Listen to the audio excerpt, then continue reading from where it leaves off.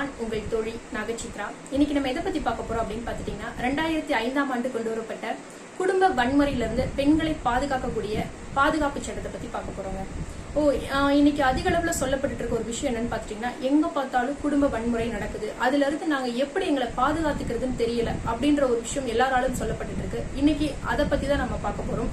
இன்னும் நிறைய இடங்கள்ல உள்ளவங்களுக்கு ஒரு குழப்பமான ஒரு மனநிலை தான் இருக்கு. முதல் குடும்ப வன்முறைனா என்ன அப்படின்னா, மன ரீதியாகவோ உடல் ரீதியாகவோ பொருளாதார ரீதியாகவோ பாலியல் ரீதியாகவோ குடும்பத்தில் உள்ள ஒருவர் அடக்கப்படுறதும் துன்புறுத்தப்படுவதும் தான் குடும்ப வன்முறை அப்படின்னு சொல்றாங்க.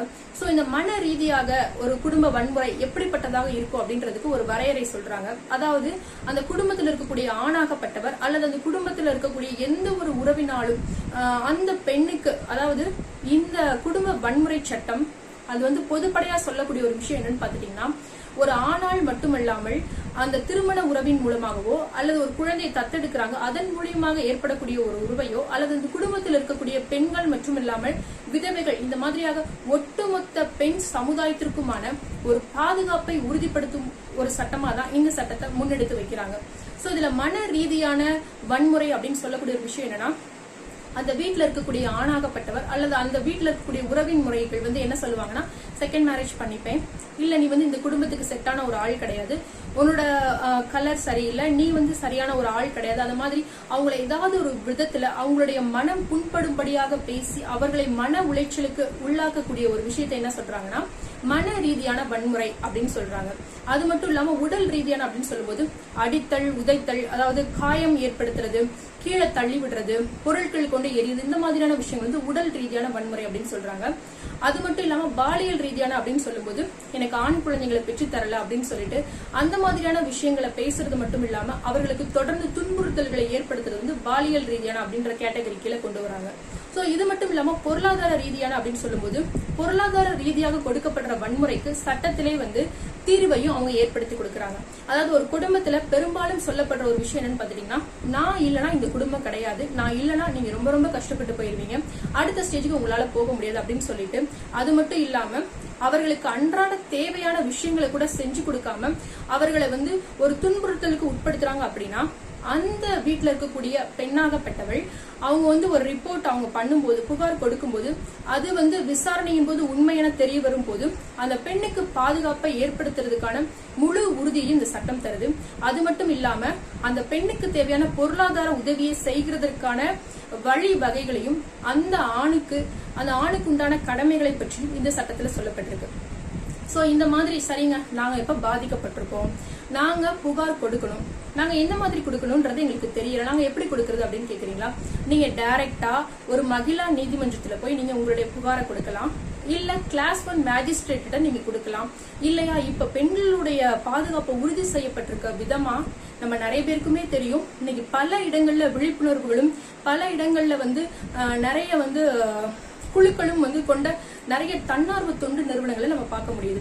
சோ அந்த மாதிரியான தன்னார்வ தொண்டு நிறுவனங்கள்ல நீங்க போய் உங்களுடைய புகாரை எழுத்துப்பூர்வமா நீங்க கொடுக்கும்போது அங்க இருக்கக்கூடிய பாதுகாப்பு அலுவலர் உங்களுடைய அந்த புகாரை விசாரிச்சு சம்பவ அறிக்கை சொல்லப்படுறதான ஒரு இன்சிடென்ட் ரிப்போர்ட்டை அவர் ரெடி பண்ணி அந்த ரிப்போர்ட்டை உங்களுடைய எல்லைக்கு உட்பட்ட ஒரு போலீஸ் ஸ்டேஷன்ல அவங்க சப்மிட் பண்ணுவாங்க. சோ அந்த போலீஸ் ஸ்டேஷன்ல அவங்க அந்த ரெக்கார்ட்ஸ் எல்லாம் அனலைஸ் பண்ணிட்டு அதை கோர்ட்டுக்கு அவங்க அடுத்த லெவலுக்கு கொண்டு போவாங்க. இந்த மாதிரி சிவில் கிரிமினல் 2 கோர்ட்டுகள்லயுமே உங்களுக்கு உண்டான அந்த புகாருக்கு உண்டான தீர்வுகளை வழங்குவதற்கான வழிவகைகள் இந்த சட்டத்துல செய்யப்பட்டிருக்கு அப்படின்னு சொல்றாங்க. சரிங்க, நாங்க கொண்டு போயிட்டோம், எங்களோட அந்த ஒரு புகாரானது அடுத்த நிலைக்கு கொண்டு போகப்பட்டுருச்சு. சரி, இதுல பாதிக்கப்பட்டிருக்க எங்களுக்கும் வழிவகைகள் சொல்லிட்டீங்க. சரி, நாங்க புகார் கொடுத்திருக்க அந்த ஒரு நபர் இந்த சட்டத்தின் கீழாக அவர் மீதாக இருக்கக்கூடிய அந்த குற்றம் நிரூபிக்கப்பட்டுச்சுன்னா அவருக்கு என்ன மாதிரியான தண்டனை கிடைக்கும் அப்படின்னு பாத்துட்டீங்கன்னா, 1 வருடம் வரைக்குமான சிறை தண்டனை கிடைக்கும். அது மட்டும் இல்லாம 20,000 வரையிலான அபராதம் விதிக்கிறதுக்கான வழிவகையும் இந்த சட்டத்துல உண்டு. இல்ல அவர் மேல இருக்கக்கூடிய குற்றமானது அதிகப்படியா இருக்கும் பட்சத்துல 2ம் சேர்த்தும் கூட விதிக்கப்படலாம் அப்படின்னு சொல்றாங்க.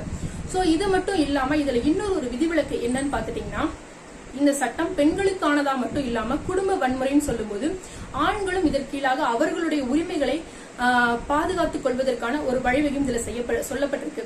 அதாவது சில வருடங்களுக்கு முன்பாக மும்பை நீதிமன்றத்துல உயர்நீதிமன்றத்துல ஒரு கேஸ் வந்து ஃபைல் பண்ணிருக்காங்க. அதுல சொல்லப்பட்டிருக்க ஒரு விஷயம் என்னன்னு பாத்துட்டீங்கன்னா, இந்த மாதிரி வந்து இந்த சட்டங்கள் வந்து பெண்களுக்கானதா இருக்கும்போது ஆண்களும் நிறைய இடங்கள்ல பாதிக்கப்படுறோம், ஆனா எங்களுக்கான வந்து ஒரு நிவாரணம் வந்து எங்கேயுமே கிடைக்கல அப்படின்ற மாதிரி அந்த கேஸ்ல அவங்க கொண்டு வரும்போது, அப்ப அங்க இருக்கக்கூடிய நீதிபதியால கொடுக்கப்பட்ட தீர்ப்பு என்னன்னா, இந்த சட்டம் பெண்களுக்கான சட்டம் தான், பெண்களுடைய பாதுகாப்பை உறுதிப்படுத்துவதற்கான சட்டம் தான். ஆனா இந்த சட்டத்தின் கீழாக ஒரு ஆணும் ஒரு பெண்ணுக்கு எதிராக அவருடைய புகாரை வந்து வைக்கலாம். ஆனா அந்த புகாரை வந்து நிரூபிக்கப்பட வேண்டியது அந்த ஆணினுடைய பொறுப்பு அப்படின்ற மாதிரி அந்த தீர்ப்புல சொல்லப்பட்டிருக்கு. இந்த சட்டத்திலையும் அதுதான் சொல்லப்பட்டிருக்கு. என்ன அப்படின்னு பாத்துட்டீங்கன்னா, இந்த சட்டத்திலையும் அதாவது நேரடி சாட்சி, அந்த சம்பவ இடத்துல இருக்கக்கூடிய ஒரு நேரடி சாட்சி, அது மட்டும் இல்லாம ஆடியோ அல்லது வீடியோ இந்த மாதிரியான இரண்டாம் தர சான்று ஆவணங்களையும் நீங்க வந்து இந்த சட்டத்தின் கீழாக நீங்க கொண்டு வந்து நீங்க புகார் செய்யப்பட்ட நபரின் மீதாக, அந்த குற்றம் சாட்டப்பட்ட நபரின் மீதாக அந்த குற்றத்தை நீங்க நிரூபிக்கும் பட்சத்துல நீங்க கொடுத்த அந்த புகாருக்கு மிக விரைவிலே வந்து ஒரு தீர்வு கிடைக்கும் அப்படின்னு சொல்றாங்க. இந்த வீடியோ உங்களுக்கு பிடிச்சிருந்ததுன்னா நீங்க லைக் பண்ணுங்க. அது மட்டும் இல்லாம உங்க ஃப்ரெண்ட்ஸ் அண்ட் ஃபேமிலிஸ்க்கு நீங்க ஷேர் பண்ணுங்க. சோ இதை நீங்க லைக் பண்றது மூலியமா தான் இந்த பதிவு உங்களுக்கு பயனுள்ளதா இருக்கு அப்படின்றத தெரிஞ்சுக்க முடியும். இன்னும் போல நிறைய சட்டங்களை பற்றி பார்ப்போம். நன்றி, வணக்கம்.